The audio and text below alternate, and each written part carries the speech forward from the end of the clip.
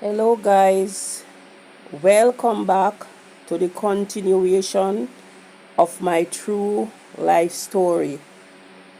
Lastly, as I ended on my parent decided to move again, but this time it was to the birthplace of my mother, which is in the parish of Manchester, Jamaica, in a little district.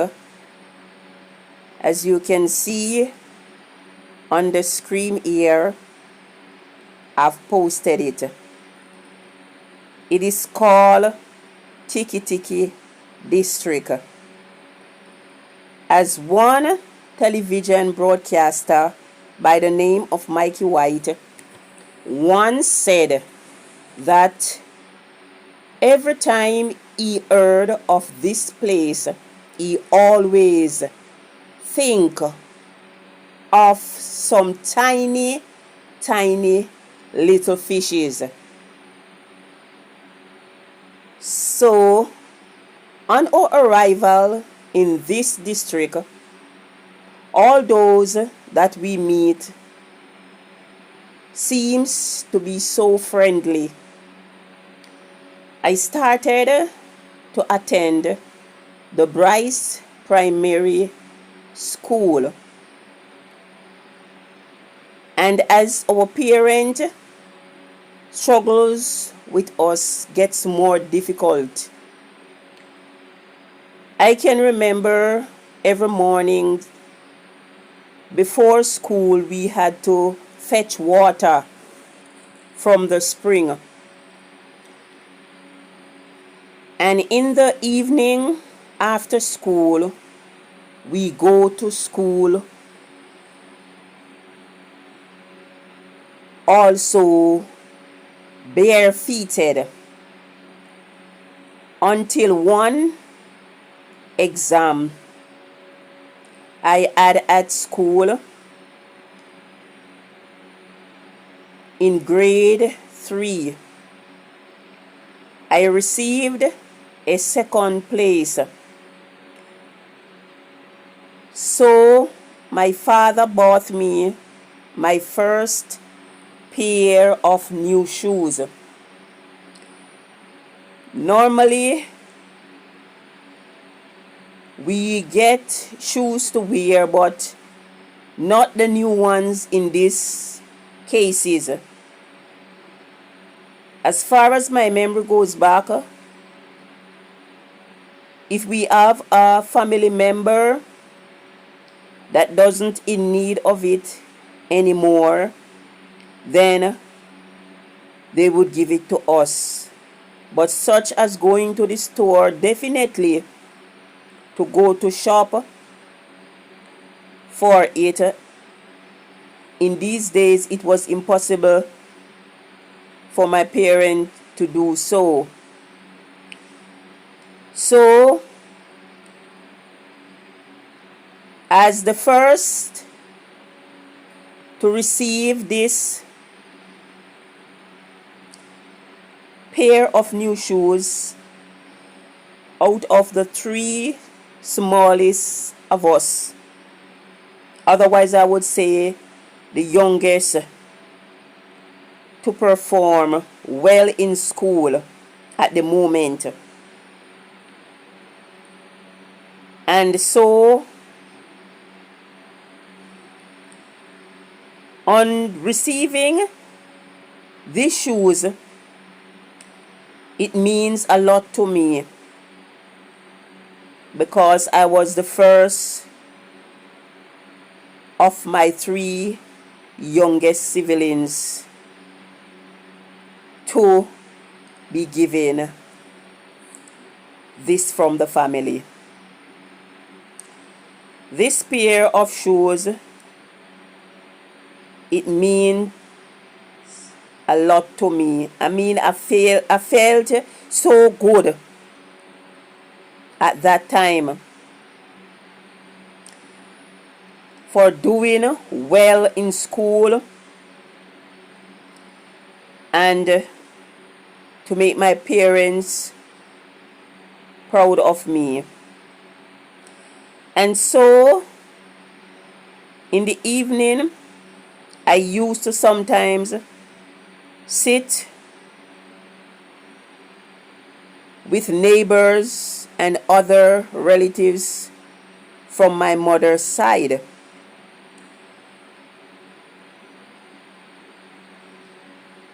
I used to sit on the grass under a big apple tree at the front of the house, teaching others, youngsters in the community and relatives, a lot of stuff, until everyone started calling me teacher. Then at the end of one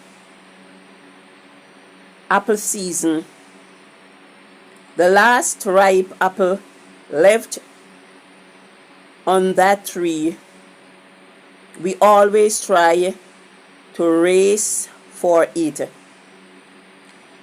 On doing so, I had a sudden fall from the last top of the tree, which in those days we would call the pinnacle, that is the last top in the tree. And so I were lying straight on my face from that fall. And as I had mentioned in part 1 about those days and going to the doctor, our parent normally uses home remedy. And so I was awakened when my mother thrown a bucket of cold water on me to revive me back. Then daily she would feed me with cornmeal porridge, which were only sweetened with only sugar, no milk whatsoever. And as she said, it was to yield me quicker. As back then, when me, my brother, and my last sister once had a strange kind of sickness, my mother said, some elderly Jamaicans are familiar with this sickness. It's called whooping cough, which were very common in those days among babies and younger children. Some of the babies sometimes never survived,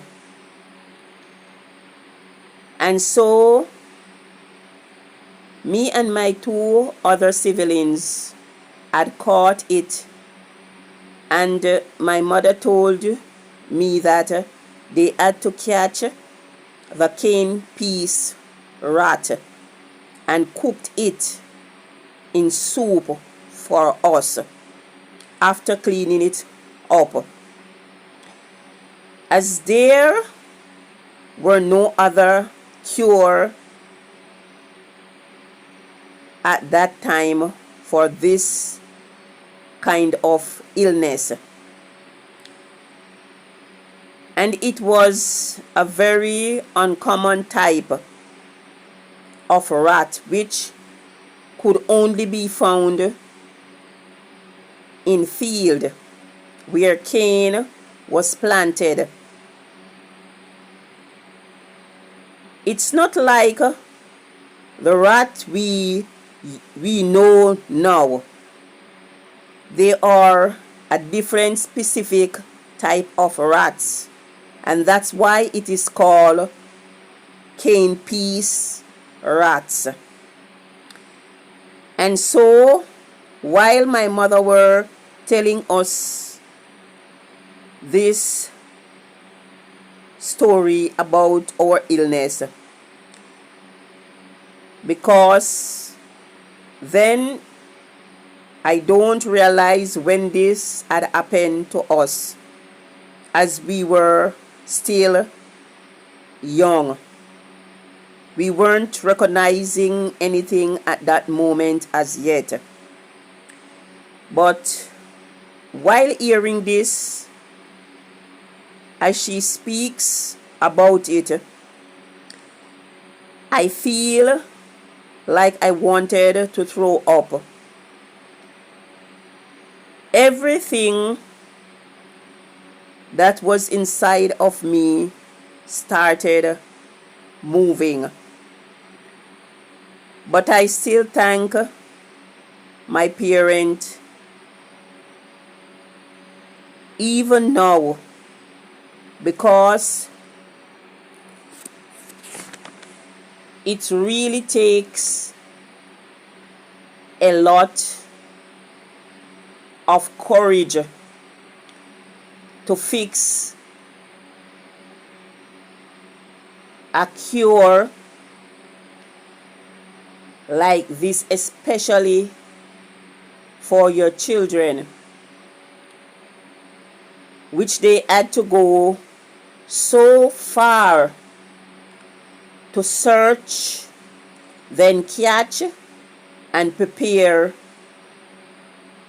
to make soup to cure us. And I don't know if I were placed in that position as a parent, which I am, if I could have done it the way my parents had done so. And I'm so grateful for them, because they are the ones who see me through with God's grace, so I can be here to share my story with others. And as my life goes on in this community, with my father still being a butcher, he also buys a lot of animals. And normally, every Sunday, my father would kill a ram goat, preparing ram goat soup for the family. And any and everyone that passes our home on that day, known and unknown, would offer by our parent to eat with us.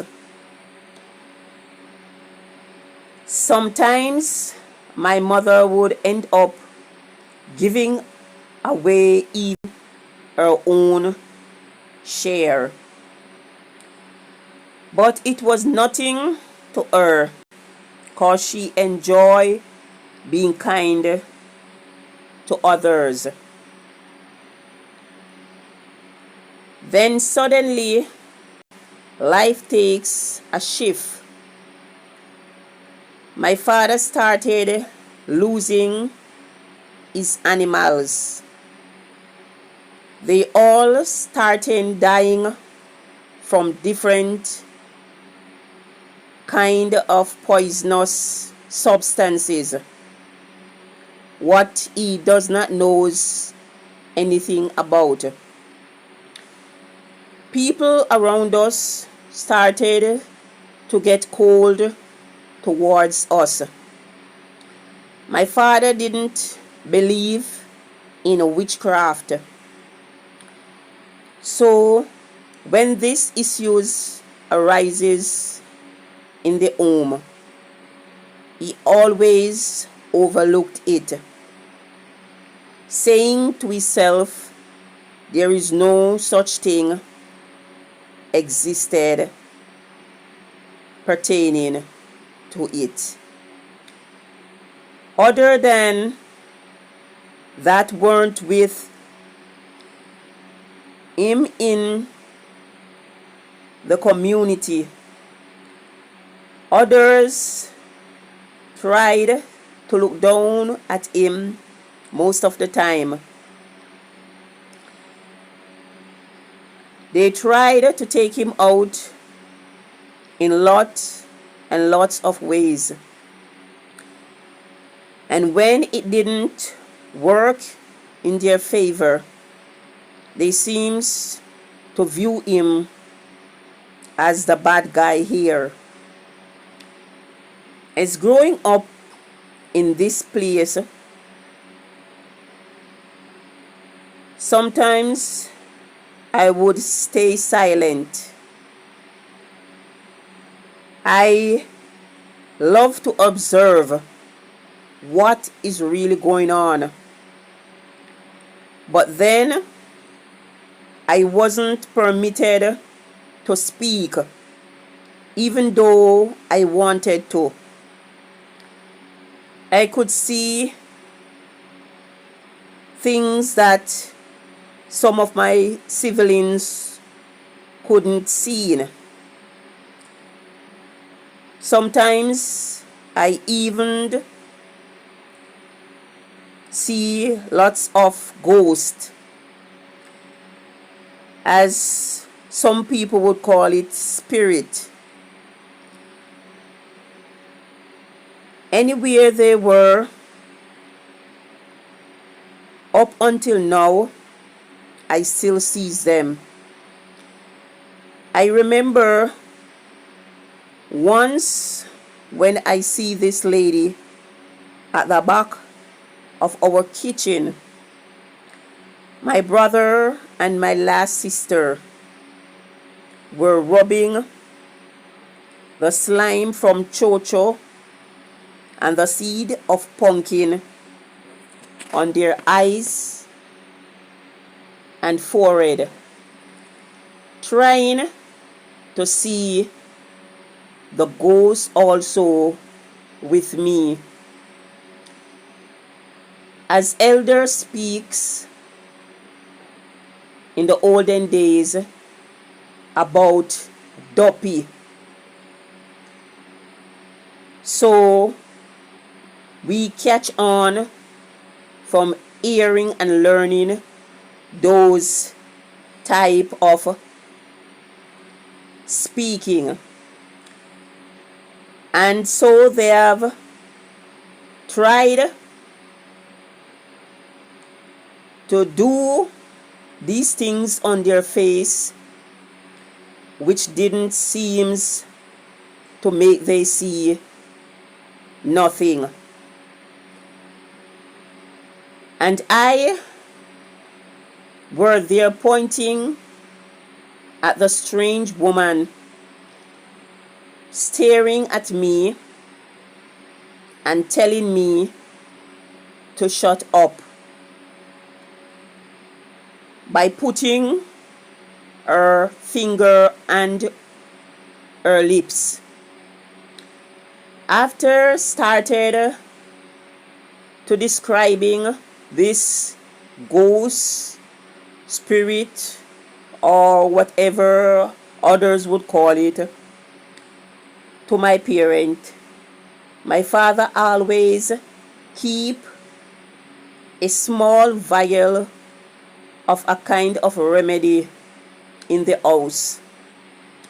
I don't know the name of the remedy, but he always keep it for whenever someone's fainted, bad feeling, and stuffs like that.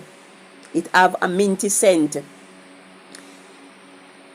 And that he put it to my nose to revive me back. Cause as soon as I begin to speak about them, I mean the spirits or the ghosts, whenever I try to speak about them, notifying my parents that they are there or I have seen them, they would immediately try to dumb me so that I cannot say nothing. At times, I would even fainted. So my sister, that's the third sister of the family, whenever this happens, she would started cursing immediately in front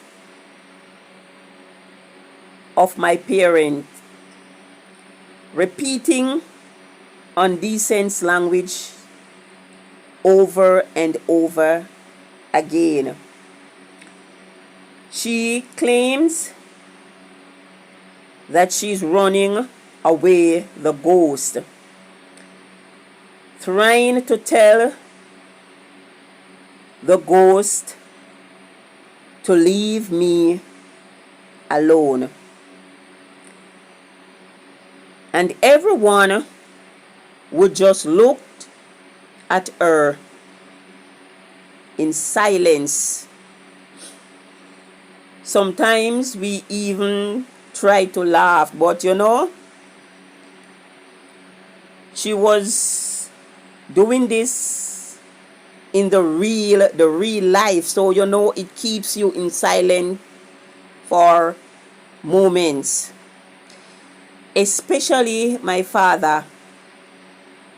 He used to say that her eyes were too big, and that's why she's behaving this way.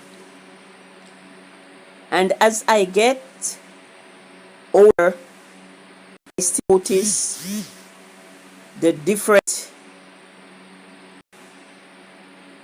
between me and